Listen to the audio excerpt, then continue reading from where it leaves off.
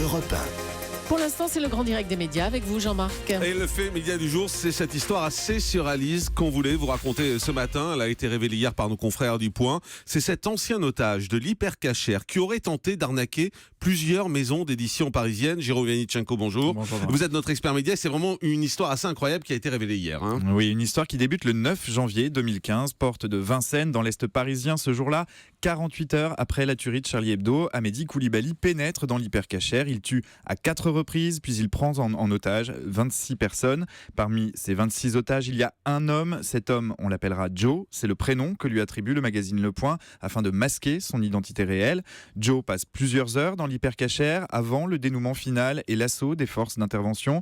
Joe sort indemne de ce tragique événement, mais traumatisé. Et quelques semaines plus tard, ce traumatisme, il veut le raconter. Il sait que son témoignage est important. Il a aussi le sentiment que le récit d'un rescapé est très attendu par le public, par les médias, mais aussi par des éditeurs. Et cet homme aurait alors décidé de faire le tour de plusieurs maisons d'édition parisiennes. Oui, accompagné de Patrick T. Là encore, il s'agit du nom que lui donne Le Point, qui ne dévoile pas l'identité des protagonistes de cette affaire. Il se lance dans une tournée des directeurs de collection. Il tente de vendre son témoignage au plus offrant et visiblement, il trouve des oreilles plutôt attentives.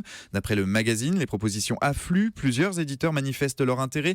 15 000 € de la part de l'un, 20 000 € de la part d'un autre, 30 000 € de la part d'un troisième. Les enchères montent. Joe et celui qui se présente comme son intermédiaire se prennent au jeu, à tel point qu'ils vont aller jusqu'à signer simultanément 2 contrats avec 2 maisons d'édition distinctes. Distinctes, oui, mais 2 maisons d'édition qui appartiennent au même propriétaire. Et c'est ce hasard ou cette méconnaissance du milieu littéraire de la part du rescapé de l'hypercachère qui permettra au Poteau Rose d'être découvert. Les 2 directeurs d'édition s'aperçoivent rapidement qu'ils ont signé le même témoignage avec les mêmes interlocuteurs et ils demandent des comptes à Joe et surtout à Patrick T qui jouait les intermédiaires avec eux. Et selon Le Point, l'homme aurait avoué rapidement avoir monté cette supercherie. Oui, par des messages envoyés aux différents éditeurs qu'il avait contactés, Patrick T reconnaît une tentative d'arnaque. Le Point cite un email dans lequel l'homme dit avoir été très con dans cette affaire, avant d'ajouter qu'il a honte aujourd'hui de ses agissements.